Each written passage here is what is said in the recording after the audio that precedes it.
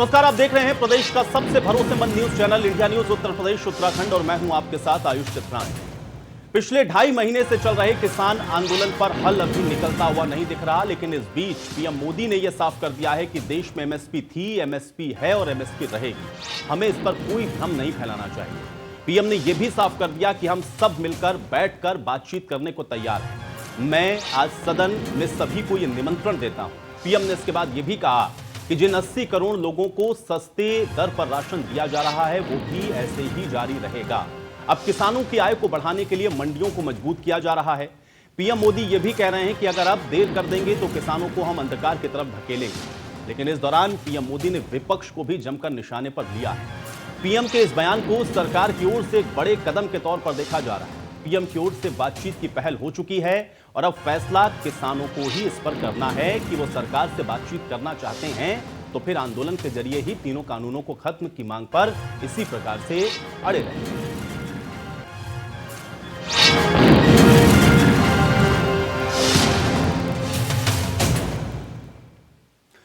तो प्रधानमंत्री ने आज राज्यसभा के अंदर क्या कुछ कहा और कैसे प्रधानमंत्री ने अपने संबोधन में न सिर्फ विपक्ष बल्कि किसानों को भी एक संदेश दिया, तो आज प्रधानमंत्री राज्यसभा के अंदर क्या कुछ कह रहे थे, आपको वो सुनवाते हैं। भारत का राष्ट्रवाद ना तो संकीर्ण है, न स्वार्थी है और ना ही आक्रामक है। ये सत्यम शिवम सुंदरम के मूल्यों से प्रेरित है। लेकिन दुर्भाग्य इस बात का है कि जाने अनजाने में हमने नेताजी की इस भावना को, नेताजी के इन विचारों को, नेताजी के इन आदर्शों को भुला दिया और उसका परिणाम है कि आज हम ही हमको कोसने लग गए। आदरणीय सभापति जी, सदन में किसान आंदोलन की भरपूर चर्चा हुई है। ज्यादा से ज्यादा समय जो बातें बताई गई वो आंदोलन के संबंध में बताई गई। किस बात को लेकर के आंदोलन है उस पर सब मौन रहे। आंदोलन कैसा है, आंदोलन के साथ क्या हो रहा है, ये सारी बातें बहुत बताई गई, उसका भी महत्व है। लेकिन जो मूलभूत बात है, अच्छा होता कि उसकी विस्तार से चर्चा होती।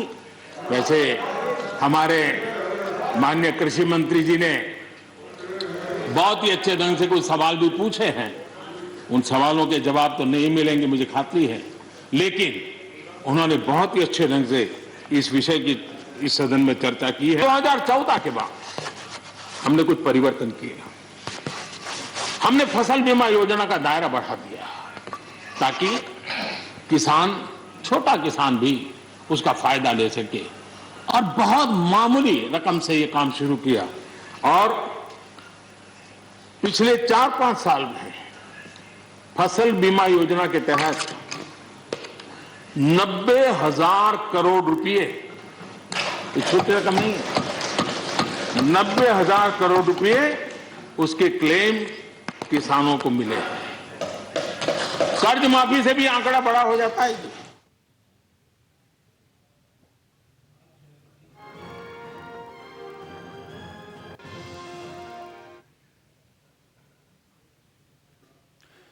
तो प्रधानमंत्री नरेंद्र मोदी के किसानों के आंदोलन को खत्म करने की अपील पर किसान नेता राकेश टिकैत की तरफ से क्या कुछ कहा गया, इसको भी सुनिए। क्या करना चाहते हैं? हमने तो कहा है ना कि बिलों को वापसी ले लो, एमएसपी पे कानून बनाओ, ठोस नीति एमएसपी पे बननी चाहिए, देश के किसानों को उसी से ही लाभ होगा, ये कहा है। हमने ये कहा कि जब वो अमेंडमेंट करना चाहते हैं तो पहले वो सफेद वो काला निकाल दें, जो बचेगा फिर देखेंगे। पहले वे तो निकाल लें।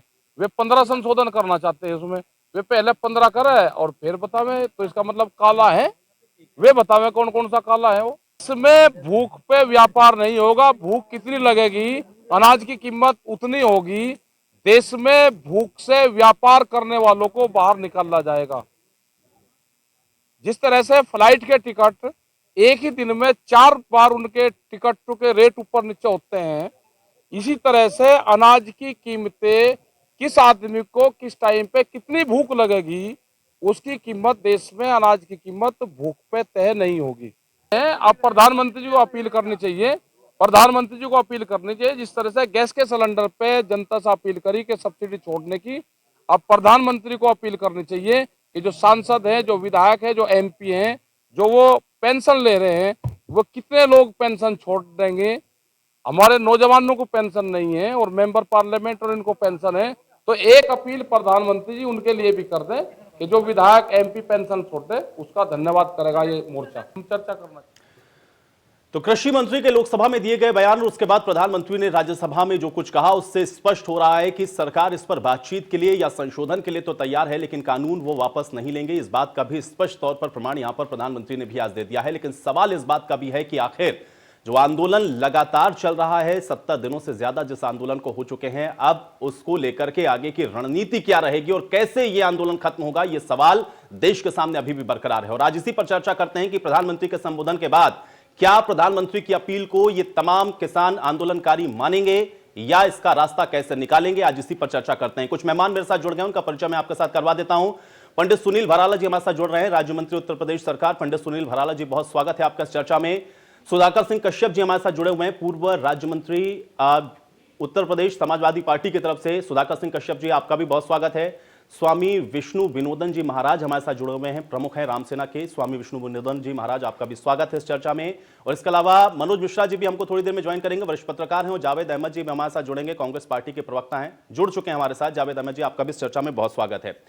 स्वामी विष्णु विनोदन महाराज जी, आपसे मैं आज इस चर्चा की शुरुआत करता हूं। कुछ मेहमान अभी और जुड़ जाएंगे हमारे साथ। प्रधानमंत्री के स्टेटमेंट को अभी आप सुन रहे थे और इसके अलावा राकेश टिकैत को भी आपने सुना।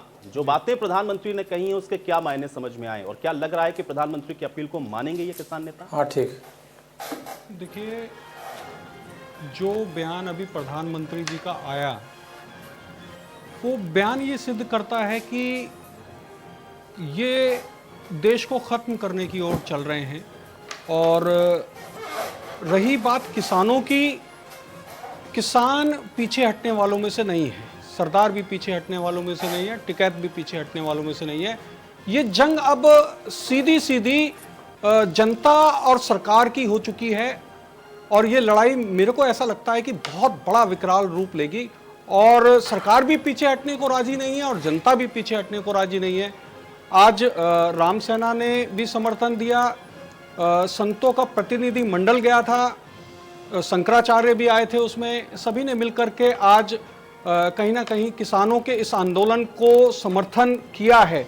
अब समझने वाली बात यह है कि ये लोग चाह क्या रहे हैं। सरकार बिगैर दर्द के दवाई दे रही है, मतलब दर्द अगर है किसानों को, अगर कोई पीड़ा है तो सरकार चाहती क्या है।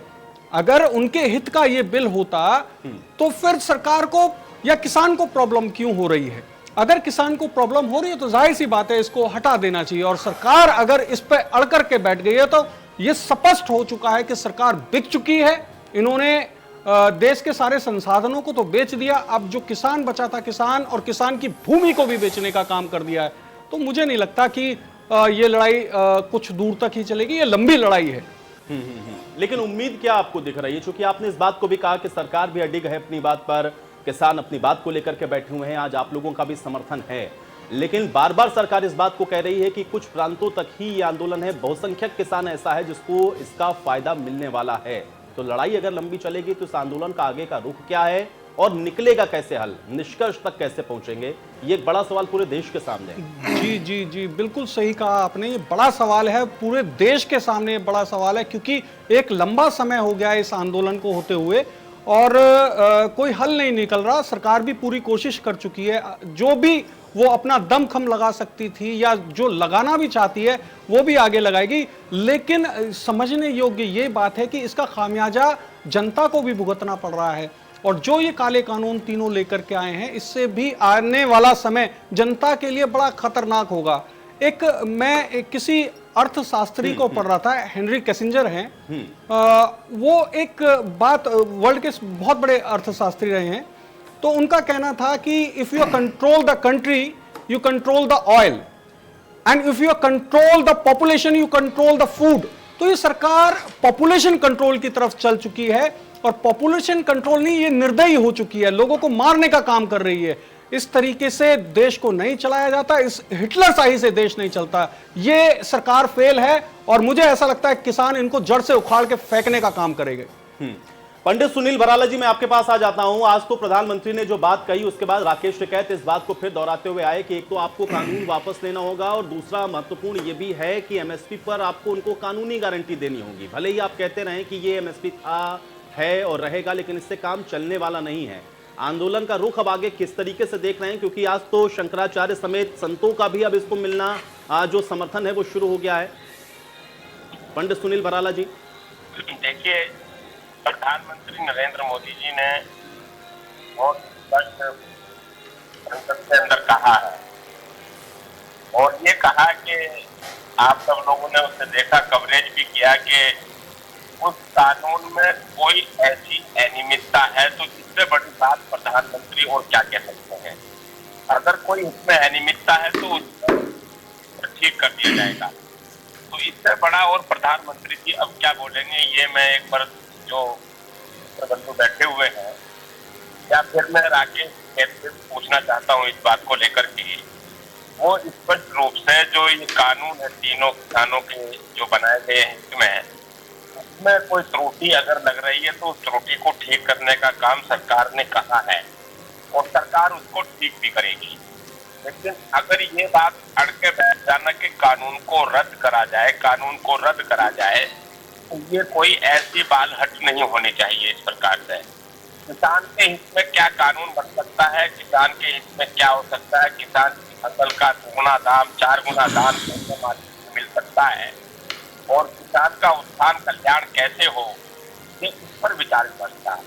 लेकिन इस पर विचार विमर्श न रह करके ये राजनीतिक, लेकिन पंडित सुनील भराला जी, मैं सवाल फिर से अपना वही दोहराऊंगा, क्योंकि मैं कई बार इस सब सवाल को पूछ चुका हूं और तमाम लोगों से मैं यही सवाल, उसका हल जानने की मैं कोशिश बार बार करता हूं। आप भी मुझे जरा समझाएं, चूंकि एक तरफ तो आज तो प्रधानमंत्री ने भी कह दिया ना कि ये तो आंदोलनजीवी हैं, या कुछ लोग ऐसे हैं जो कि आंदोलन के नाम पर अपनी राजनीति कर रहे हैं। तो फिर आप बातचीत किसके साथ करना चाहते हैं, क्योंकि आप तो जान रहे हैं ये राजनीतिक लोग हैं, इनकी राजनीतिक महत्वाकांक्षाएं हैं, तो फिर क्या बातचीत करेंगे और कौन संशोधन बताएगा? क्या ये राजनीतिक लोग जिनको आप किसान मानने के लिए तैयार नहीं है? पंडित सुनील भराला, जो किसान है, किसानों के साथ हम पूरी तरीके से हैं, लेकिन जो राजनीतिक दल इसको किसानों की आड़ में पीछे बैठ करके जो मुद्दा बनाने की कोशिश कर रहे हैं, और देश में सरकार की छवि को, लेकिन सुनील भराला जी, बात तो आपको उन्हीं लोगों के साथ करनी है ना। मैं सवाल मेरा आप शायद समझ नहीं पा रहे हैं। बात अगर आप करेंगे तो उसमें तो या तो राकेश टिकैत होंगे, या वो 40 जो प्रतिनिधिमंडल आपके पास पहुंचता था वो नेता होंगे, जिनको आप कहते हैं कि ये किसानों के नाम पे राजनीति कर रहे हैं। वो एक एक किसान से तो आप बात करने वाले हैं नहीं, और अगर एक एक किसान से आप बात कर रहे होते तो ये आंदोलन भी नहीं होता।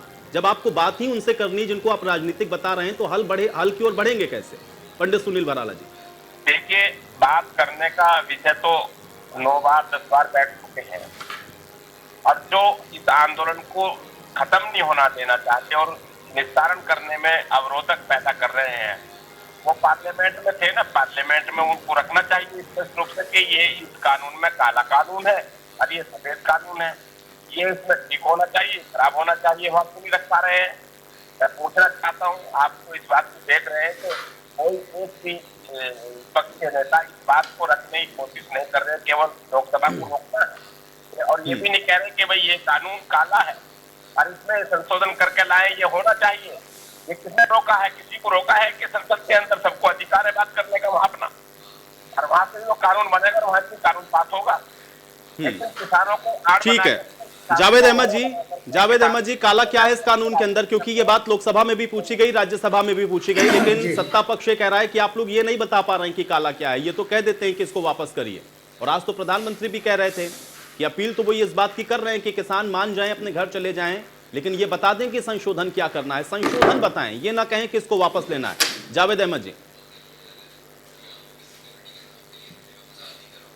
देखिए आयुष जी, इसमें काला क्या है ये तो विपक्ष बता रहा है, किसान भी बता रहे हैं और हम भी बताएंगे। सरकार अभी तक ये नहीं बताई कि इसमें सफेद क्या है।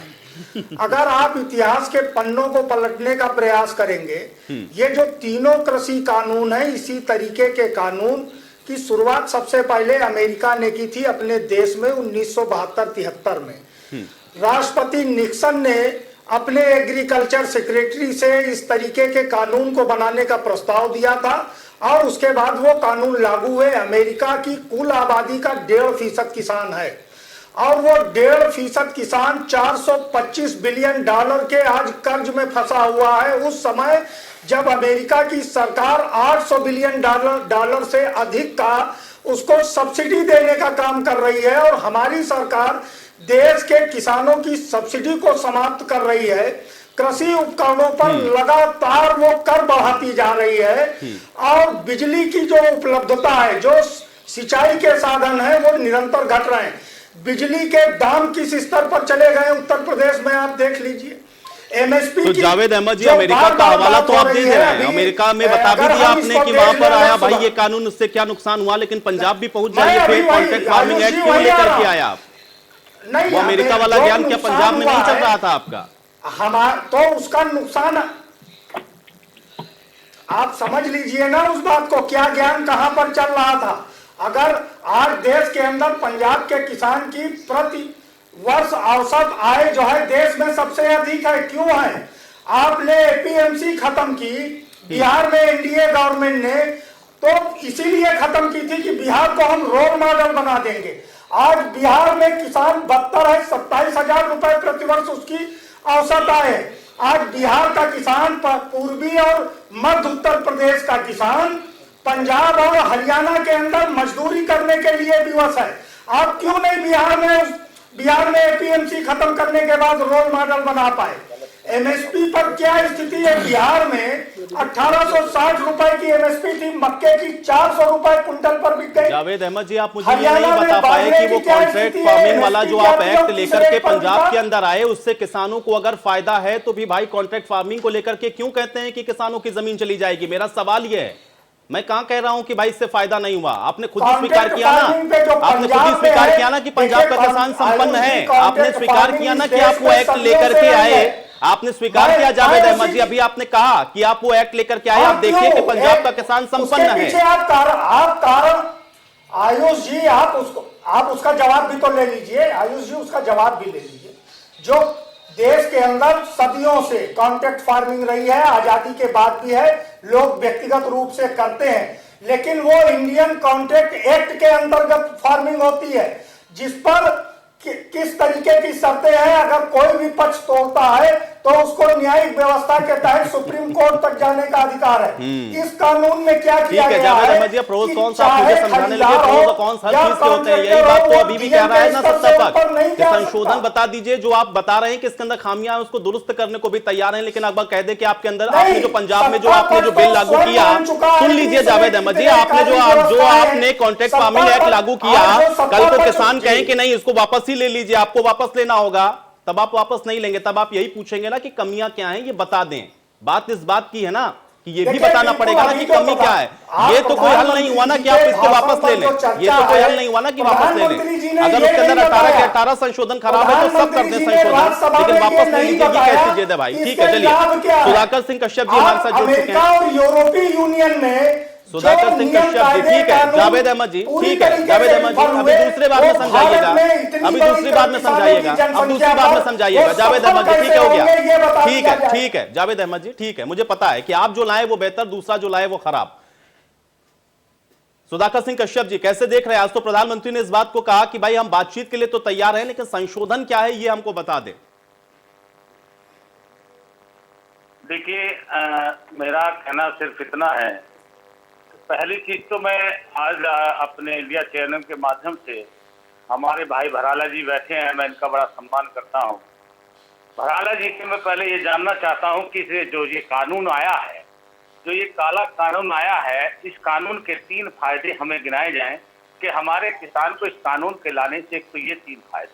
दूसरी चीज मैं जानना चाहता हूँ भारतीय जनता पार्टी से कि इस कानून के लिए अगर वार्ता ही चलती रहेंगी तो कि इस कानून के लिए अगर वार्ता ही चलती रहेंगी तो आखिर कब तक इस वार्ता का दौर रहना है और कब तक कोई समय सीमा इसकी हो।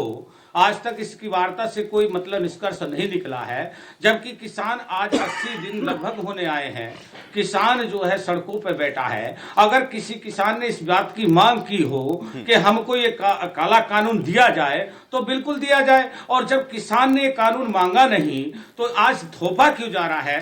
तीसरी बात मैं ये कहना चाहता हूँ कि किसान को बहुत सारे कानून ऐसे बने हैं जो किसी ने डिमांड नहीं की, इसलिए ये तर्क नहीं हो सकता कि हमने मांग नहीं की तो हमारे ऊपर आप कानून मत बनाइए। हाँ, ये बात सही है कि उसके प्रोज और कॉन्स क्या हैं उस पर चर्चा होनी चाहिए, लेकिन इस देश के अंदर तो अधिकांश कानून ऐसे हैं जो किसी ने डिमांड नहीं की। कल को तमाम टैक्स पेयर खड़े हो जाए, कहेंगे कि हमने भाई टैक्स तो नहीं कहा, हमारे ऊपर लादिए, किस कानून के तहत आप हमसे टैक्स की वसूली करते हैं। भाई ये नहीं हो सकता ना लोकतंत्र के अंदर। सरकार चुनी गई है तो सरकार निर्धारित करेगी, लेकिन मेरा उत्तर भी देखिए, मैं आपके जवाब से सवाल पूछूंगा ना, काउंटर सवाल तो मेरे भी होंगे ना सुधाकर सिंह जी। देखिए, मैं इस बात से आपके बिल्कुल सहमत हूं कि अगर उसमें दिक्कतें हैं तो निस्संदेह उस पर चर्चा हो, उसका हल क्या हो ये भी सरकार की जिम्मेदारी है। लेकिन ये नहीं कहा जा सकता ना कि हमने डिमांड नहीं की तो आपने हमारे ऊपर थोप दिया। न जाने कितने कानून ऐसे हैं जो कि थोपे ही गए हैं।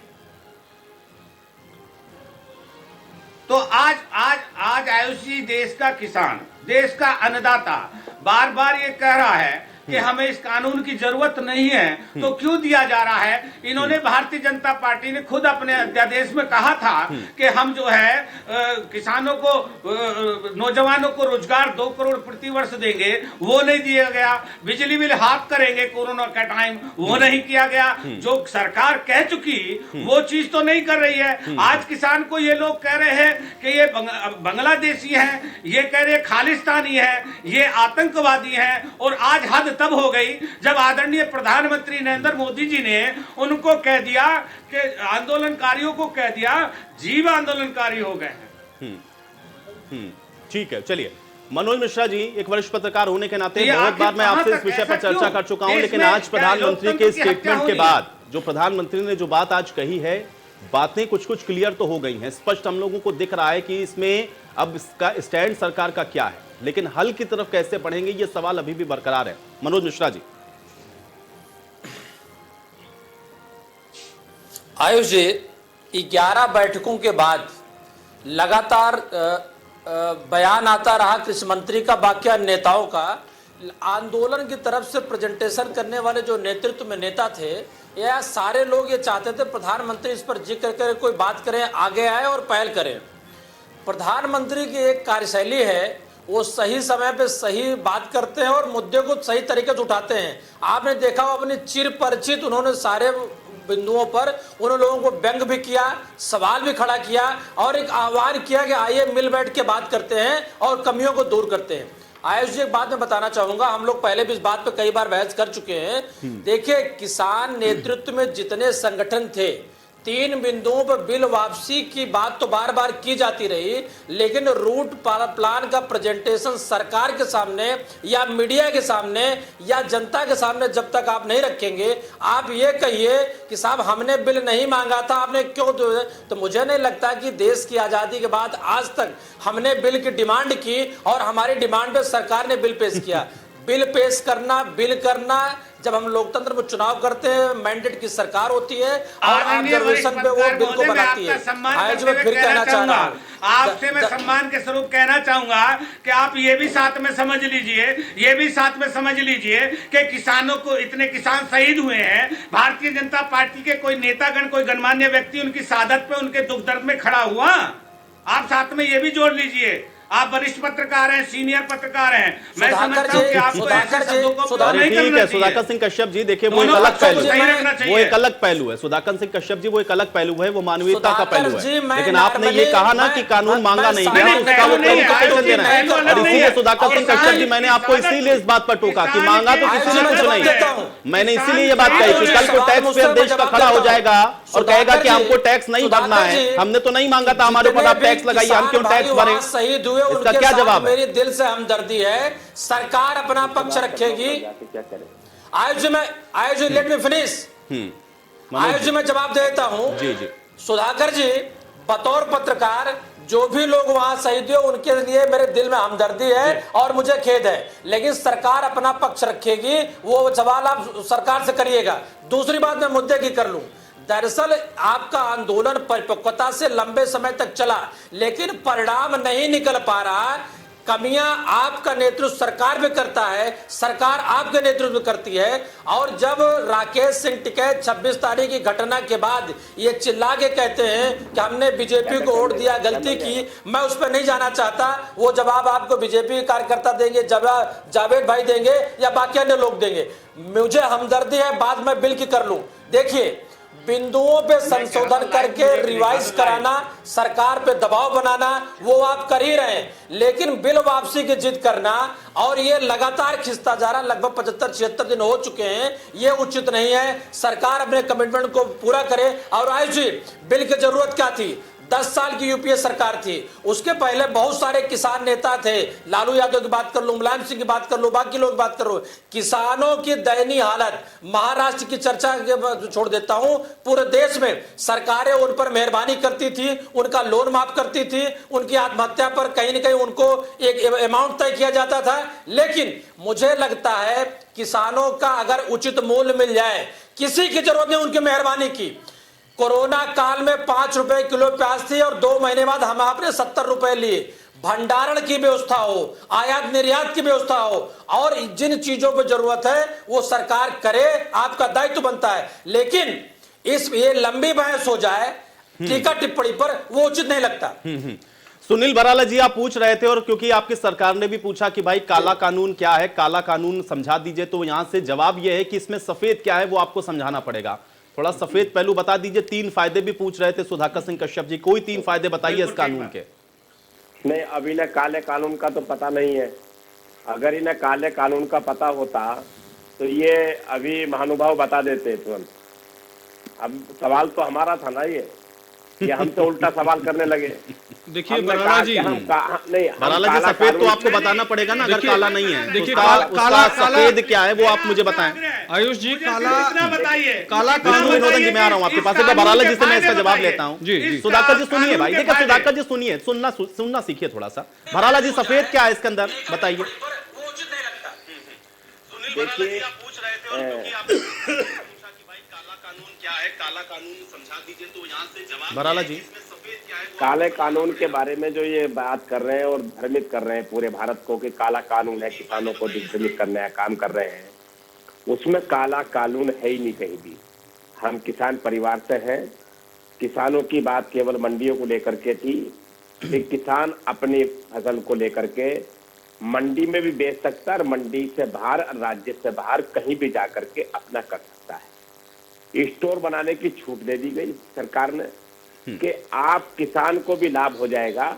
मान लो किसान का अपना फसल आया। नहीं बराला जी भाई, देखिए ये बातें तो 6 महीने से हम लोग सब सुन रहे हैं, हम लोग को याद हो गया, अब ये तो याद हो गया। लेकिन बराला जी मुझे ये बताइए, क्योंकि एक सवाल ये भी उठा ना, बिहार के अंदर एपीएमसी की मंडियां हैं नहीं, वहां का किसान क्या करता है? वो पंजाब जाता है, उसको पंजाब जाना पड़ता है। मंडी की बात तो एपीएमसी की या फिर जहां पर सरकारी मंडियां नहीं है वहां पर किसानों के क्या हालात हैं भाई? आदमी यही तो तुलनात्मक विश्लेषण करेगा ना, बस, और यही डर सता रहा है उसको। तो हम इनसे ये पूछना चाहते, ये हमसे कह रहे हैं कि उल्टा सफेद बताओ क्या है। अरे काला क्या है ये बताओ ना, कि काला ये है, बताते हैं अभी ये प्रतिबंध है, ये अंग्रेजों का कानून है, ये काला कानून है। चलिए ये बढ़िया बात है, ये बढ़िया बात है। बराला जी देखिए, बराला जी देखिए, ठीक है, स्वामी विष्णु विनोदन जी महाराज हमारे साथ हैं, वो बताने के लिए तैयार हैं। जो विपक्षी पार्टियां काला नहीं बता पाई, चलिए इनसे पूछते हैं, ये बता रहे हैं। ठीक है सुधाकर सिंह जी, ठीक है, चलिए इसका स्याह पहलू क्या है, काला क्या है समझते हैं स्वामी विष्णु विनोदन महाराज जी। ऐसा है बराला जी, पहले ये सबसे बड़ा काला कानून है कि जब भंडारण करना अनलीगल होता था, आज उसको आप लीगल कर रहे हैं। और जाहिर सी बात है, जब इसको लीगल करेंगे तो कुछ पूंजीपति लोग इसको इकट्ठा करके महंगे दामों पे बेचेंगे और इसका खामियाजा जनता को भुगतना पड़ेगा। ये सबसे बड़ा काला कानून है। उसके बाद दूसरे और काले कानून हैं, जैसे आप जमीनों को दे रहे हैं कॉन्ट्रैक्ट फार्मिंग के थ्रू। जाहिर सी बात है, इसमें भी कहीं ना कहीं जब आप बीज अपना देंगे और इसमें कीटनाशक अपना देंगे तो ये पेस्टिसाइड्स को बढ़ाने की जो कोशिश सरकार की हो रही है, जहर खिलाने की कोशिश हो रही है, तो ये भी अपने आप में एक काला कानून है। क्यों नहीं आप ऑर्गेनिक फार्मिंग की तरफ की बात करते? ऑर्गेनिक फार्मिंग की बात तो मोदी जी बहुत बढ़िया करते हैं, लेकिन उसको कहीं भी अप्लाई नहीं करते। अप्लाई क्यों नहीं करते आप? और इसके बाद भी आप कह रहे हैं कि काला कानून क्या है, तो इससे बड़ा काला कानून होगा क्या? आप जनता को मारना चाह रहे हैं क्या जहर दे करके? मैं बताना चाहूंगा बराला जी ठीक है, बराला जी मैं बताना अब आपसे पहले तो पता चल गया, अब आप सफेद पक्ष बताएं। महाराज जी अगर आपने खेती की हो मुझे पता नहीं, लेकिन खेती की होगी आपने जरूर। जी और आज भी गाँव की परंपरा, सुधाकर सिंह जी बैठे, पूछ करके देख लीजिए जी, गांव में आज भी बहुत सारे ऐसे किसान हैं जो अपनी जमीन को बड़े किसान को या फिर कोई छोटा किसान है या कोई काम करने वाले हैं जिसके पास मशीनरी है जी, उसको बटाई पे देने की परंपरा बिल्कुल देते हैं बटाई है ना जी, बटाई पे देते हैं ना जी, और बटाई पे दे के चले जाते। और ये कॉन्ट्रैक्टर और बटाई है क्या चीज? एक ही तो बात है। उसे कानून में लिया है, कानून में था नहीं वो भाई, वो पहले कभी कानून में नहीं था, लेकिन कानून में ना होते हुए भी हम कानून बना। अच्छा, ये भंडारण जो था, भंडारण जो इलीगल हुआ करता था, आज इसे लीगल कैसे कर दिया सरकार ने? ये मुझे अच्छा लग रहा है कि एक स्वस्थ चर्चा है। देखिए, आप उसके कॉन्स बता रहे हैं, वो उसके प्रोस बता रहे हैं, लेकिन संशोधन की तो गुंजाइश है ना, संशोधन आप लोग कर सकते हैं, लेकिन ये कहते हैं कि आप इसको वापस ले लीजिए, ये क्या सही परंपरा है? मैं केवल ये सवाल पूछ रहा हूँ विपक्षी पार्टियों से भी, किसान नेताओं से भी, कि वापस ले लीजिए, इसी जगह पर स्टक क्यों हो जा रहा है? भंडारण का संशोधन के लिए तो तैयार है ना, वो कहाँ इनकार कर रहे हैं कि हम संशोधन नहीं करेंगे? आपने जो गलत बात बताई वो कह रहे हैं कि ठीक है, एड्रेस करिए, हम इसको संशोधित करेंगे। देखिए, ऐसा है आयुष जी, क्योंकि सरकार का जो पूरा रुख रहा है इस पूरे प्रकरण में 7 साल के, आप देखोगे देश की धज्जियां उड़ा दी हैं, देश त्राही त्राही हो चुका है। अब इन पर विश्वास करना जनता का, मुझे नहीं लगता जनता अब इन पे किसी भी पहलू पे विश्वास करने के लिए तैयार है। और मैं बताना चाहूंगा इस बात पर भी, अगर आप जनता का विश्वास टूट गया है इनसे, सच तो ये है। ये कोई भी ये सवाल इससे बड़ा महत्वपूर्ण है, क्योंकि जनता इनको झूठा, क्योंकि यहाँ पर बैठ के कोई किसान नेता अगर इस बात को कह रहा होता तो मैं सुनील भराला जी आपकी बात को मानता कि भाई चलिए ठीक है, आपने कहा कि वो राजनीति कर रहे हैं। रामसेना के प्रमुख हैं विष्णु विनोदन महाराज जी, अगर वो इस बात को कह रहे हैं कि आप लोग देश की धज्जियां उड़ा रहे हैं, एक भी फैसला आपका ऐसा नहीं है जिससे जनता खत्म हो गया, तो ये आप देख रहे हैं कि किस तरफ जा रहा है और इसका क्या जवाब है और कैसे स्थितियों से निकलेंगे। मैं आपका बड़ा सम्मान करता हूं, लेकिन जो बात गलत है उसे एक्सेप्ट करना चाहिए कहीं ना कहीं। देश का बड़ा बुरा हाल हुआ पड़ा है इस वक्त आपकी सरकार। मैं आपकी बात से सहमत हो जाऊं, और मैं 1 मिनट में आपसे 2 बात पूछना चाहूंगा। जी। जहां देश के लोगों के अंदर हमने सम्मान नहीं किया, आपका कहना ये है, और देश के लोग हमसे नाराज हैं, मैं आपकी बात से सहमत हो जाता हूँ। जी। अभी हम 4-5 राज्यों में चुनाव में जाने वाले हैं। फिर देखिए, चुनाव जीतना, ईवीएम सेट करना या किसी तरीके से आप जीत जाओ, वो एक अलग बात है। देखिए, आप कहीं ना कहीं क्योंकि ईवीएम से तमाम और भी पार्टियां ना जीती हैं, फिर उन्होंने सेटिंग करी होगी, जो भी है, लेकिन ऐसे नहीं। लोकतंत्र में कम से कम इस चीज को मत कहिए, या तो प्रूव करिए कि ऐसा होगा। ठीक है, जावेद अहमद जी, ठीक है, चर्चा डिरेल हो जाएगी, ठीक है, मैं समझ गया। बराला जी, आपको बस ये दिखाना पड़ेगा, सरकार बनाना, लेकिन लोगों को एड्रेस भी करना पड़ेगा ना, जो समस्या है। सरकार बनाना एक अलग बात है, लेकिन आज देश के हालात क्या हुए पड़े ये भी तो देखना पड़ेगा। बराला जी, जावेद अहमद महाराज जी, हम बिल्कुल उस बात पर, हमने हमारे प्रधानमंत्री श्री नरेंद्र मोदी जी ने बहुत स्पष्ट रूप से कहा है। महाराज जी, इसमें हम कहते हैं कि आप पार्लियामेंट के जो भी लोग हैं, इनके विपक्ष में जो बात रखना चाहते हैं, वो कल जाए ना पार्लियामेंट के अंदर इस बात को कि इसमें संशोधन। जावेद अहमद जी, संवैधानिक व्यवस्थाओं के अंदर अगर इसका निष्कर्ष निकले या समाधान की ओर बढ़े तो ज्यादा बेहतर होगा, या फिर ये कहना कि नहीं आप वापस ले लीजिए, उससे कम पर हमको कुछ मंजूर नहीं। भाई, कल को सत्ता में आप भी आएंगे ना जावेद अहमद जी, ऐसा थोड़ी ना है कि भारतीय जनता पार्टी ही सत्ता में रहेगी हमेशा, समस्या आपके सामने भी आ जाएगी। तो व्यवस्था जो चल रही, कम से कम उसके अनुसार तो काम हो। जावेद अहमद जी, प्रधानमंत्री जी ने आज जो पूरा अपना भाषण दिया है राज्यसभा के अंदर, वो 99% तो मिथ्या पर आधारित था।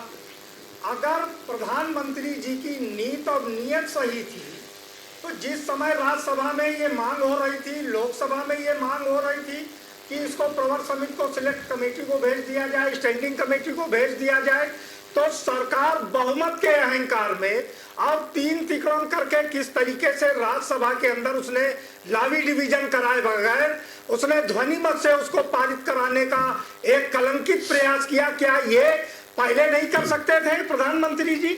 आज जिस तरीके से वो एड्रेस कर रहे थे देश को, वो इस बात पर सही नहीं आ रही, कोई चक्कर क्यों नहीं बोले कि सरकार, हरियाणा की सरकार ने, मध्य प्रदेश की सरकार ने, उत्तर प्रदेश की सरकार ने इन किसानों पर किस तरीके से फर्जी मुकदमे दर्ज किए, क्यों इनका रास्ता रोकने का काम किया? ये भी तो दुखद था। उन्होंने एक शब्द नहीं कहा कि 190 किसानों की शहादत हो गई इस आंदोलन में, एक शब्द नहीं बोले।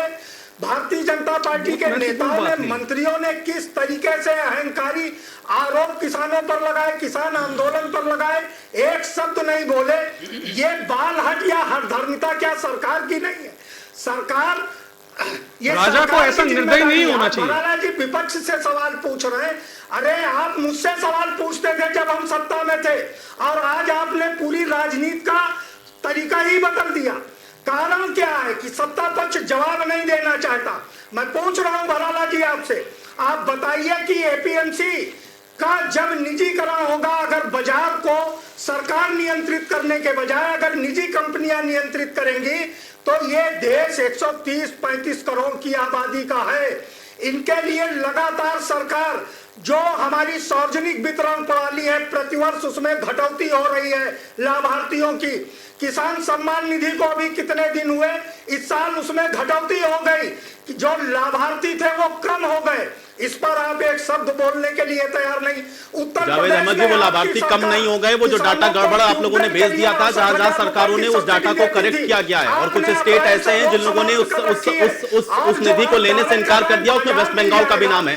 थोड़ा सा फैक्ट करेक्ट करके आप भी आया करिए जावेद जी। जावेद जी इतने पुराने प्रवक्ता, इतना फैक्चुअल, इतनी बड़ी फैक्चुअल मिस्टेक तो मत करिए। ठीक है, ठीक है, चलिए, गांव से कस्बे के बाजार में नहीं जा सकता। सुधाकर सिंह जी, सुधाकर सिंह कश्यप जी, मुझे ये बताएं, चूंकि आप तो किसान है ना, सुधाकर सिंह कश्यप जी, आप किसान हैं और आप कह रहे हैं कि आप किसानी से बड़े नजदीक से जुड़े हुए हैं। मुझे ये बताइए कि बिल वापसी से किसानों का हित हो जाएगा, किसान संपन्न हो जाएगा, सभी के पास ट्रैक्टर ट्रॉली, सभी के पास संपन्नता आ जाएगी सुधाकर सिंह कश्यप जी इस बिल के वापसी होते ही? अरे ठीक है जावेद अहमद जी, आप शांत हो जाएं। जावेद अहमद जी शांत हो जाए भाई, अनवरत नहीं बोलना है। माइक लगा लिया तो उसका मतलब है थोड़ी ना है कि भाषण चल रहा है। जावेद अहमद जी मजबूरन फिर देखिए ऑडियो डाउन करवाना पड़ेगा। सुधाकर सिंह कश्यप जी, बिल वापसी होते ही क्या किसान संपन्न हो जाएगा? नहीं, मैं अपनी बात तो रखूंगा। नहीं, ठीक है जावेद जी, सुन लिया करिए भाई, 10 सवाल देखिए, आज किसान, हमारे पश्चिमी उत्तर प्रदेश का किसान लगभग संतुष्ट है और सही है। लेकिन मैं जानना चाहता हूं आयुष जी, वो मेरा प्रश्न आपका और मेरा बीच में रह गया था। लेकिन मैं ये जानना चाहता हूं कि जो आपने मुझे अभी बताया है कि किसानों ने क्या मांगा नहीं तो दे दिया, ये थोप दिया की जो बात है, मैं जानना चाहता हूं। आदरणीय भारतीय जनता पार्टी के हमारे भाई बैठे हैं, बहुत सम्मानित व्यक्ति हमारे भाई हैं बड़े, भराला जी से मैं जानना चाहता हूं कि 15 लाख रुपए किसने मांगे थे? आपसे 2 करोड़ रोजगार किसने मांगे थे? बिजली बिल हाफ किसने मांगा था? आपने क्यों जबरदस्ती दे दिए 15 लाख रुपए? किसके खाते में दे दिए? तो आज ये काला कानून क्यों थोप रहे हैं? यही तो सुधाकर सिंह जी मैं समझाने की कोशिश कर रहा था ना आपको। हाँ, फिर नहीं समझ पा रहे हैं। मांगता तो कोई कुछ नहीं है, सब अपनी तरफ से देते हैं ना। ये भी किसी ने नहीं मांगा था, ये चाहे चुनावी फायदे के लिए कह लीजिए। इतना बड़ा चुनावी घोषणा पत्र सुधाकर सिंह कश्यप जी, आप तो राज्य मंत्री रहे भाई सुधाकर सिंह कश्यप जी, आपको पता है ना कि मैनिफेस्टो के अंदर क्या लिखते हैं आप लोग। मांगता कोई कुछ नहीं है, आप लोग कहते हैं कि हम ये दे देंगे, ना कोई कहता है कि हमको 2 करोड़ रोजगार चाहिए, ना कोई कहता है कि हाँ मुझे भाई आप फलानी चीज पर सब्सिडी दे दीजिए। लेकिन सुधाकर सिंह कश्यप जी, ना भाजपा से क्या, भाजपा भी आपको भी यही बोलने वाली। ठीक है, देखिए मैं समय नहीं बर्बाद करना चाहता हूँ सुधाकर सिंह कश्यप जी, मैं समय की बर्बादी नहीं चाहता हूँ। मेरी जिम्मेदारी है कि अगर हम लोग बैठे हैं तो थोड़ा सदुपयोग हो जाए भाई, किसान पर चर्चा हो जाए। मैंने कहा ना सुधाकर सिंह कश्यप जी, मैंने आपको कहा, मैंने यही तो कहा सुधाकर सिंह कश्यप जी, सुधाकर सिंह कश्यप जी, सुधाकर सिंह कश्यप जी, विपक्ष का गला घोटने का काम अगर हो रहा होता तो सुधाकर सिंह कश्यप जी, अगर मीडिया आपका साथ नहीं दे रहा होता तो आज यहाँ बैठ के चिल्ला नहीं रहे होते। सुधाकर सिंह कश्यप जी, इतनी तेज आवाज में आप चिल्ला नहीं रहे होते। ये प्लेटफॉर्म आपको मीडिया ही देता है, और मीडिया को गाली देने के लिए भी मीडिया का ही प्लेटफॉर्म चाहिए होता है। ये मोटी सी बात समझ लीजिए, ये बहुत सस्ती टीआरपी का विषय हो गया। ठीक है, चलिए छोड़िए। अरे ठीक है, राज्य मंत्री रहे भाई, राज्य मंत्री रहे सुधाकर सिंह जी, इतनी उम्मीद तो मैं आपसे कम करता हूं कि इतनी तार्किक बातें तो आप करेंगे ना जिसका जवाब लिया जा सके। मैंने आपको इसका जवाब पहले ही दे दिया। मनोज मिश्रा जी, जो बातें यहां पर कही जा रही हैं विपक्ष की तरफ से, और खासतौर से ये बात कही जा रही है बार बार कि भाई हम तो मांग नहीं रहे, हमारे पर क्यों थोप दे रहे हैं। मिलेगा क्या? सुधाकर सिंह कश्यप जी आराम से सुनिए भाई, तो आक्रोशित नहीं होना चाहिए। सुधाकर सिंह कश्यप जी, बहुत सारी चीजें बिगड़ जाती हैं। क्यों नहीं दिया भारतीय जनता पार्टी? हाँ, भारतीय जनता पार्टी के पास जवाब कहाँ है भाई? सुधाकर सिंह कश्यप जी, भारतीय जनता पार्टी के पास अगर जवाब होता तो वो जवाब दे देते ना आपको। आयुष जी, मैं जनता की आवाज हूं, इसलिए उसकी तरफ से मैं एक पर्सपेक्टिव और रख रहा था आपके साथ। ठीक है, चलिए। मनोज मिश्रा जी, एक तो मांगा नहीं गया, दूसरा ये है कि भाई काला ही कानून है, जब तक वापस नहीं लेंगे हम वापस नहीं जाएंगे। और अब आप ये भी देख रहे हैं कि देखिए इसमें संत समाज भी जुड़ रहा है। मनोज मिश्रा जी, इसके मायने क्या समझ में आ रहे हैं? बराला जी मैं आऊंगा, मुझे पता है ये समय की बर्बादी है। बराला जी, ये समय की बर्बादी है केवल। मनोज मिश्रा जी, संत समाज का भी जोड़ना और ये कहना कि भाई देश का बंटाधार कर दिया इन लोगों ने। समय की पाबंदी और मजबूरी दोनों होती है। आपके चैनल के माध्यम से कुछ बातें करना बहुत जरूरी है। सुधाकर सिंह जी, आप राज्य मंत्री रहे, शासन को चलाना, बिल बनाना, बिल को लागू करवाना प्रदेश स्तर पे आपने देखा हुआ है। हम बात कर लें मौजूदा परिस्थिति की। देखिए, काले कानून पे कभी चर्चा नहीं होती है। काला कानून लगा दिया जाता है और उसमें उसको लोगों को मानना पड़ता है। मुद्दे की बात कर लें, मैं फिर कह रहा हूं कि देश और लोग किसानों के साथ हैं, लेकिन जिन मुद्दों पे आपको शिकायत है, आपत्ति है, उसको मजबूती से रखिए, उसको अमेंडमेंट कराइए। आयुष जी, प्रधानमंत्री का आज के बयान पे हम लोग चर्चा कर रहे थे। मैं फिर कहना चाहूंगा, प्रधानमंत्री के सधे हुए निशाने पे, उन नेताओं पे भी उन्होंने वार किया, उन पे सवाल खड़ा किया। जो इनके नेता वहां जा रहे हैं, नंद किशोर जी पे क्या कार्रवाई हुई है? सुधाकर कश्यप जी, देखिए क्यों समझाना पड़ रहा है मुझे, आप राज्य मंत्री हैं, व्यवस्थाओं की तय होंगे ना। मैं ये कह रहा हूं कि किसानों ने चुना है ना सरकार को, वोट तो किसानों ने भी दिया ना। उन्होंने अपने अपने संसदीय क्षेत्र से अपने अपने विधायकों को, सबको तो चुन करके भेजा है ना। क्यों नहीं विधानसभा के अंदर उनके प्रतिनिधि इस बात को उठाते हैं? क्यों नहीं संसद के अंदर उनके प्रतिनिधि इस बात को उठाते हैं? भाई ये तरीके से होगा ना, सड़क पर बैठ करके कोई चीज कहना। सुधाकर जी, सड़क पर बैठ कर कोई चीज कहना और विधानसभा और लोकसभा के अंदर कोई चीज कहना, दोनों में बहुत अंतर होता है। बात है, सवाल है तरीके का, संवैधानिक व्यवस्थाओं का। मैं कहां इनकार कर रहा हूं सुधाकर सिंह कश्यप जी इस बात से कि जो विरोध प्रदर्शन कर रहे हैं उसका समाधान ना निकले, लेकिन समाधान किस तरीके से निकले इस पर भी चर्चा होनी चाहिए ना। मनोज मिश्रा जी कंप्लीट करें। बराला जी मैं आऊंगा, आपको बहुत सवालों के जवाब देना। सुधाकर जी की बातों का आराम से जवाब दीजिएगा। एक सेकंड, मनोज जी की बात कंप्लीट हो जाए। मैं आ रहा हूं बराला जी, मैं आपके पास आ रहा हूं। मनोज जी की बात कंप्लीट हो जाएगा। जब आप भाजपा के प्रवक्ता ही देंगे, मैं बात कर लूं। मेरा जी आयुष जी, मेरा इस बिल को लेकर के और बाकी प्रधानमंत्री के बयान को लेकर के जो मेरा अपना कहना है उसको थोड़ा भारत जी सुनिएगा। आप कम से कम ऐसे हरकत मत करिए भाई, बड़ा अजीब सा लग रहा है। पक्ष रखने दीजिए, अपना पक्ष आएगा बोलिएगा। आयुष जी, मेरा यह कहना है, इस बिल को लेकर के लगातार जिस तरीके की बातें की जाती रही और कई सारे संगठनों का नेतृत्व बैठकों में रहा, 26 तारीख के बाद बदली परिस्थिति में मैं अभी भी कह रहा हूं कि सरकार को किसी भी एक आंदोलन के एक नेता की बातें सुननी चाहिए, उस पर संशोधन करना चाहिए। लेकिन जैसे विनोदन जी कह रहे थे कि साहब सरकार का, देखिए सरकार का इकबाल काम करता नहीं काम करता ये सरकार तय करती है, चुनाव में जीत हार पे तय होता है। लेकिन काले कानून और सफेद कानून के मापदंडों की बात कर लें तो देश ने बहुत बार काले कानून देखे हैं और उस पर कोई चर्चा के विषय नहीं होता था, लागू होते थे। अगर आज भारतीय जनता पार्टी सरकार आपको इस बात का मौका देती है, आपके साथ बैठती है, मैं आपके साथ हूं। मैं चाहता हूं किसानों की बात मानी जाए, मैं चाहता हूं कि किसानों की वित्तीय स्थिति सुधरे। लेकिन आयुष जी, मैं बताऊंगा, भंडारण की बड़ी समस्या पूरे देश में है। जहां आलू गुप्त उत्पादक है, जहां प्याज के हैं, जहां दलान के हैं, जहां चावल के हैं, चूंकि उचित व्यवस्था नहीं होने के कारण नुकसान किसान का होता है। और रही बात कॉन्ट्रैक्ट बेस्ड खेती की, आयुष जी, उत्तर प्रदेश बिहार के बहुत सारे किसान हैं जो 90% समय में वो चौराहों पे मजदूरी करते हैं। पश्चिमी उत्तर प्रदेश और मैं बात कर लूं राजस्थान पंजाब के किसान पीढ़ी दर पीढ़ी खेती में उनके पास बड़े प्लॉट्स हैं, बड़ी एकड़ जमीनें हैं। लेकिन उत्तर प्रदेश की स्थिति है, बिहार की स्थिति है, उनसे अलग है। जब किसान को उचित मूल्य नहीं मिलेगा, सरकारें आती जाती रहेंगी, बिल अच्छे बनने चाहिए, किसान को लाभ मिलना चाहिए। और मैं फिर कह दूं कश्यप साहब कि इस बिल में संशोधन की जरूरत है, सरकार पे दबाव बना हुआ है, एक बेहतर रूट प्लान लेके जाइए, उसको पास कराइए, आंदोलन खत्म करिए। किसान को आत्महत्या नहीं करनी चाहिए, किसान पे किसी सरकार की मेहरबानी नहीं होनी चाहिए, किसान को लोन नहीं चाहिए, किसान को यही तो समस्या है ना मनोज जी, ये तो बता देते हैं कि ये काला है, लेकिन बेहतर क्या होगा ये कौन बताएगा, बेहतर और क्या होगा ये भी तो कोई नहीं बता रहा है ना।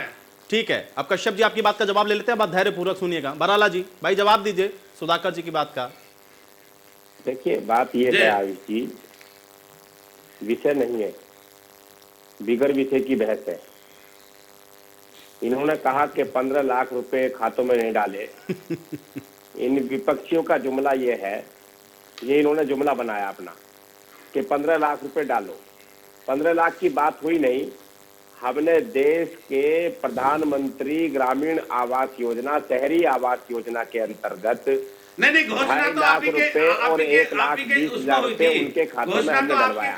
उसमें हुई थी मैनिफेस्टो में, घोषणा नहीं, खातों में गए पैसे जाकर उसका चुनाव में पता लगा है। आयुष जी आप सुनिए पहले, लेकिन घोषणा आप किसने करी? सुनिएगा पहले, आप घोषणा हमने करी। अरे बराला जी मैं तो आपको टोक ही नहीं रहा हूँ भाई, सुधाकर जी और आप दोनों लोग ही लड़ लीजिए आपस में। अच्छा जवाब देते रहिए बस।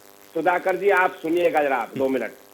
हमने प्रधानमंत्री जनधन खाते खुलवाए पूरे भारत के अंदर, और उसमें आज 2.5 लाख रुपए नगर पालिका में। सुधाकर जी आप जानते हैं, जाके पूछ लो जिनके घर पे छपने खाते सीधे पैसे जा रहे हैं। ग्रामीण में 1,20,000 रुपए सीधे जा रहे हैं। 15 लाख रुपए का जुमला, एक वीडियो हमने दे दी। 15 लाख रुपए और आपको जनधन खातों में, दूसरी बात मैं बताना चाहूंगा, जनधन खातों में आ गए। दूसरी बात देखिए, आप मुंगेरी लाल के सपने मत देखो। आप किसी मुद्दे को लेकर के आंदोलन बना करके जनता के बीच में छवि खराब करना। भाई साहब आपने 14 साल देखे थे, आपने 14 साल देखे थे, आपको जानकारी है। हम जनता की सेवा करते हैं और जनता और हम नहीं देख रहे मुंगेरी लाल के सपने, और हम नहीं देख रहे, लेकिन वास्तविकता हम कह रहे हैं, वास्तविकता हम आपसे कह रहे हैं। देखिए सुधाकर सिंह कश्यप जी आपको समझ में आया होगा कि मैंने आपको क्यों टोका था। सुधाकर सिंह कश्यप जी मैंने आपको सिर्फ इसीलिए टोका था क्योंकि अभी पिछले 2 मिनट से जो भी बात यहाँ पर हुई है उसका किसान से कहीं कुछ लेना देना नहीं है। सरकार पूरे और किसान की चिंता करने के लिए अगर बैठे हुए हैं तो कृपया करके इस समय ऐसे विषयों को ना लाएं जिससे किसान से हम लोग हट करके अन्य विषयों पर उलझ जाएं। किसान पर रहें, आंदोलन पर रहें, हल कैसे निकलेगा इस पर रहें। इसलिए मैं आपको टोक रहा था और इसीलिए मैंने उनको दोबारा भी समय दिया कि आप देख लें, प्रत्यक्ष को प्रमाण की आवश्यकता ना हो। अब बराला जी आते हैं आज के मुद्दे पर। ठीक है बराला जी, आप उनको क्लैरिफिकेशन देते रहेंगे, वो सवाल पे सवाल करते रहेंगे, इससे किसानों की समस्या का कोई लेना देना नहीं। मुझे ये बताइए कि जो लोग बैठे हुए हैं वो किसान हैं, आप इस बात को मान रहे हैं, ये भी कह रहे हैं कि उनका जो नेतृत्व कर रहे हैं उनकी राजनीतिक महत्वाकांक्षाएं हैं, हल कैसे निकालेंगे इस चीज का अगर बार बार किसान इस बात को कह रहा है कि आपको वापस लेना पड़ेगा? क्योंकि जिसके हाथ में नेतृत्व सौंपा है उसकी बात तो किसान मानेंगे ही। जैसे आप कहते हैं कि देश आपकी बात को सुन रहा है क्योंकि प्रधानमंत्री को लोगों ने प्रधानमंत्री बनाया है, उनको चुना है, तो नेताओं को भी तो चुन लिया ना किसानों ने। तो भाई उनके साथ बातचीत के लिए बढ़े आगे। सिर्फ ये कहने से तो बराला जी काम नहीं चलेगा ना कि एक फोन कॉल की दूरी है, वो फोन कॉल भी आज तक नहीं गया है। हल निकालना आपको ही है, किसान नहीं निकालेगा। बराला जी इसका हल किसान नहीं निकालेगा, ये बात क्यों नहीं समझ में आ रही? इसका हल आप निकालेंगे, निकाल नहीं पा रहे, कैसे निकालेंगे? कुछ अगर तैयार, क्या हमने 1.5 साल के लिए सस्पेंड करने के लिए कह दिया कि कानून सस्पेंड 1.5 साल तक, आप उसमें विचार कर लो, आप विचार करके आ जाओ, बता दो, संशोधन के लिए आप लिख के लिए आओ कि आप संशोधन क्या चाहते हो इसमें। लेकिन जिद क्या है इस बात की कि जिद क्या है? किसानों का हित ना हो जाए, जिद ये है केवल किसान आगे ना बढ़ जाए। 1.5 साल के लिए बराला जी आप कह रहे हैं कि इसको आप पोस्टपोन कर सकते हैं, तो भाई अगर किसान इतना ही जोर लगा रहा है कि वापस ले लीजिए तो ले लीजिए, किसान को बैठा लीजिए, दोबारा से बातचीत कर लीजिए कि वो क्या चाहता है, एक नया बिल ड्राफ्ट कर दीजिए। बिल्कुल, इसमें आपकी क्या आपत्ति है? नया बिल ड्राफ्ट हो जाएगा, लेके तो आइए, ये लेके आए। नहीं, किसान तो बताएगा ना कि उसका भला किस चीज में है। अगर आप कहते हैं कि आपने 1.5 साल होल्ड किया, मतलब आप 1.5 साल तो दे रहे हैं ना, किसानों को बिठा लीजिए, कहते हैं हम वापस ले रहे हैं, हम नया बना देंगे, बैठिए आकर के बताइए आपको क्या चाहिए। लेकिन आपकी क्या दिक्कत है, क्यों नहीं वापस ले रहे हैं? किसान तो तैयार है, ये नहीं होने दे रहे। किसानों के बीच में जाकर के इन पे कोई मुद्दा नहीं है, मुद्दे को बनाना चाहते हैं केवल। जावेद अहमद जी कुछ कहना चाह रहे हैं? जावेद अहमद जी।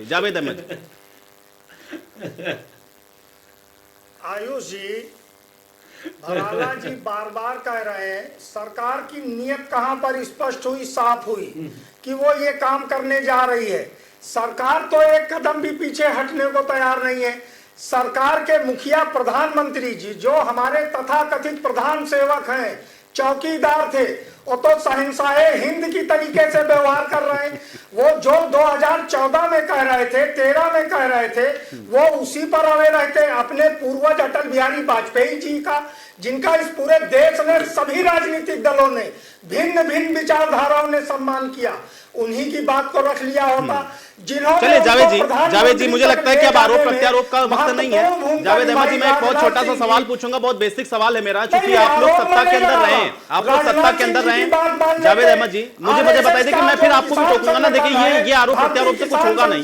जावेद अहमद जी, आप उनको नीचा दिखाएं, वो आपको नीचा दिखाएं, इससे किसानों का भला नहीं होगा। जावेद अहमद जी, राजनीतिक भला ही हो जाए, लेकिन किसानों का भला नहीं होगा। अगर आप ये कहते हैं, अगर आप कहते हैं कि आप किसानों के हितैषी, मुझे बताइए कि बेहतर ड्राफ्ट क्या है, क्या होना चाहिए किसानों के लिए, क्या होना चाहिए? तो आयुष जी सरकार को करनी है, विपक्ष को नहीं, विपक्षी पार्टियों का भी तो भाई सहयोग चाहिए ना। आप तो कहते हैं ना, देखिए सरकार तो कह रही है कि वो अपनी तरफ से बहुत अच्छा कर रही है, लेकिन आपको बताना पड़ेगा ना कि विपक्ष क्या चाहता है, उसकी क्या मंशा है, वो बताए ना भाई, क्या और बेहतर हो सकता है। आप बताइए, आपका सुझाव क्या है भाई? विपक्ष का सुझाव क्या है? विपक्ष का सुझाव क्या है जावेद अहमद जी? किसानों की बेहतरी के लिए सुझाव क्या है? ये बता दें, इनकी उत्तर प्रदेश में सरकार है, गन्ने की एसएपी आज तक क्यों नहीं आ पाई? किसान क्यों 000 कीमत पर गन्ना तुलाने को मजबूर है? 3 साल से गन्ने की कीमतों के दाम नहीं बढ़े, क्यों आप गन्ने की एसएपी नहीं? जावेद अहमद जी, देखिए फिर ये वही बात, आपने सवाल तो पूछ लिया, लेकिन बेहतर क्या है वो नहीं बता रहे। ठीक है, विष्णु विनोदन जी, आप नहीं, आप तो पश्चिमी उत्तर प्रदेश के विष्णु विनोदन जी, मुझे ये बताइए बेहतरी के लिए किसानों के लिए क्या होना चाहिए? क्योंकि ये तो सब बता रहे हैं कि ये खराब है, वो खराब है, ऐसा नहीं वैसा नहीं, अच्छा क्या होना चाहिए? देखिए मेरे हिसाब से किसानों की तरफ से भी एक प्रतिनिधिमंडल बैठना चाहिए और सरकार की तरफ से भी एक प्रतिनिधिमंडल बैठना चाहिए और बैठ करके एक कंक्लूजन पे पहुंचना चाहिए। अगर यही हालात रहे तो देश वैसे ही बहुत बुरे हालातों से गुजर रहा है और आने वाला समय और बेकार चला जाएगा।